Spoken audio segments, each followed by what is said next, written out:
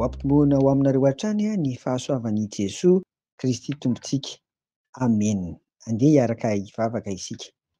Ry Tompo Rainay any an-danitra isan'andro dia velom-piderana sy fahakalazana anao izahay satria faly Tompo menao andro vaovao.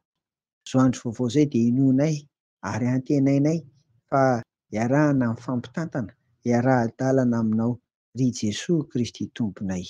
Ombanay Tompo. Amen. Araka ny efa nambara tamintsika eo ombenombeny dia mamara-parana ny lohahevitsika amin'ity herinandro ity ry havana. Ahoana indray ary ny hafatra mampitaina an'io mikasika ny mpino velon'ny finoana.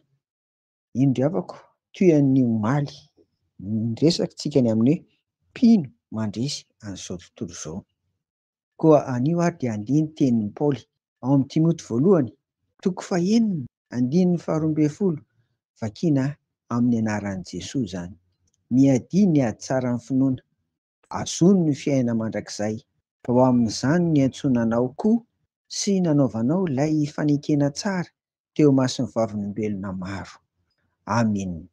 Raha fitinina na ambara amin'ny teny hafa izany tenin'ny apôstôly Paoly izany dia ny mpino na olom-boantso dia tsy manana baiko afa-tsy ireto roa ireto. Voalohany, miady ny ady tsara ny finoana, ary faharoa, miazona ny fiainana mandrakizay. Andeha ary ilay miady ny ady tsara ny finoana no hodiniantsika fohy satria io no mifanaraka amin'ny lohahevitra ry havana. Inona ary moa izany? Eny ary, misy ady ratsy izany eto amin'izao tontolo izao e. Ady ataon'ny hafa mba hampiroborobo ny fomba n'izao tontolo izao efa nambarantsika eo omaly izany.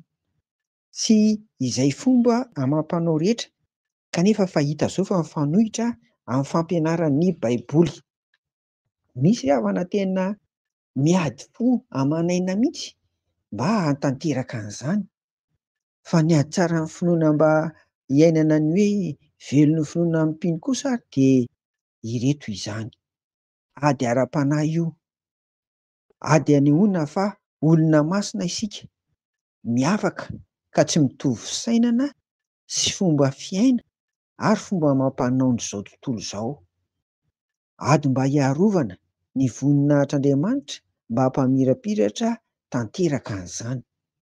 Ny mpino dia mino ny fisian'ny fiainana mandrakizay dia io no sain'i Paoly tazonina mafy ary io no mahatonga antsika mialoha an'ilay teneniny teo izany hoe miady ny ady tsara ny finoana ry havako. Aza manaiky resy, miady isika fa hampandresy satria izay misy mahatoky an'i Jesoa ihany dia mandresy ry havana. Fahereza ary. Amen. Andeha ry havana hiaraka hivavaka isika.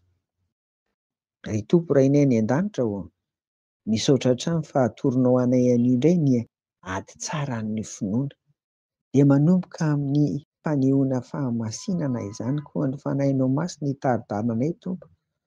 Ahafahanay maneho izany satria izany no iavahanay eto amin'izao tontolo izao. Olona novidianao izay, olona natsoinao izay, tsy miray volo, fomba amam-panao amin'izao tontolo izao. Ampio izay ary hiaro tena hamirapiratany ny voninahitrao. Dia engany Tompo amin'izany rehetrarehetra izany dia mba hitondra anay tsirairay avy koa hiara-handova ny fiainana mandrakizay izany. Izany ny tanjona fa mandalo ihany izao fiainana izao. Dia irianay saingan-tahanay amin'ny anaran'i Jesoa koa ary izany rehetra izany. Amen. Ho aminareo ary ny fiadanan'i Jesoa ry havako. Amen.